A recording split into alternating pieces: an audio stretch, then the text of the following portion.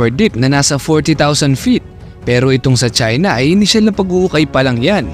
Kumbaga, phase 1 ng plano, kapag na-reach na nila ang 30,000 feet, ay saka naman nila paplanuhin kung mas kakayanin pa ng mas malalim pa.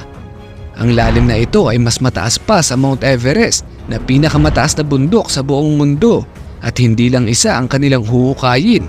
Nagsimula na rin silang maghukay sa Tarim Basin sa northwest ng China at mas malalim ito. Plano nilang humukay sa unang pagkakataon na nasa 30,000 feet at dito nila planong higitan ang Kola Super Deep.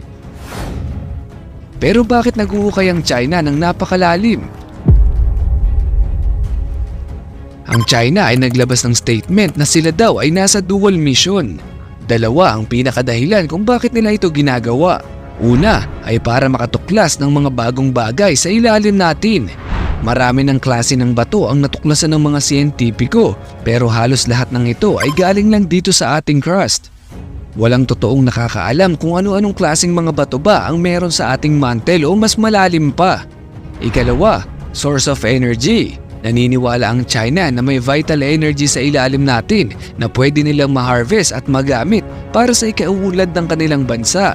Imaginein mo yun, kapag nakakapag-harvest na sila ng unlimited energy para sa kanilang sariling benepisyo ay talagang mas magiging makapangyarihan ng kanilang bansa. Mas magkakaroon sila ng kakayahang makapangbuli ng maliliit na bansa gaya ng Pilipinas. Huwag naman sana. Ngayon balikan natin ang comment mo. Kung ikaw ay sumagot ng letter C at letter D ay tama ang sagot mo. Ang nasa likod ng planong ito ay walang iba kung hindi ang kanilang presidente na si President Xi Jinping. Binigyan niya ng pagkakataon ang mga Chinese scientist na tuklasin ang kailaliman ng lupa. Nais kasing maabot ng mga siyentipikong ito ang kalupaan na nabuo 145 million years ago. Ang ancient layers na ito raw ay kayang mag-provide ng mga datos para sa geoscience research na makakatulong sa atin na mas maintindihan pa kung paano ba talaga gumagalaw ang lupa. Layunin din itong makatulong para makaiwas tayo sa mga natural disaster gaya ng lindol.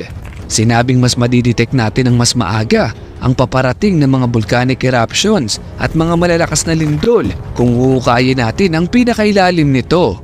Ang paghukay na ito ay hindi biro, bilyon-bilyong budget ang nakalaan para dito at kung hindi mag-iingat ay marami ang mapapahamak. Hindi lang ang mga taong kasama sa paghukay, kung hindi pati na rin tayong nanonood lang ng video ay maaaring maapektuhan. Hindi natin alam kung anong klaseng chemical ba ang mahuhukay nila.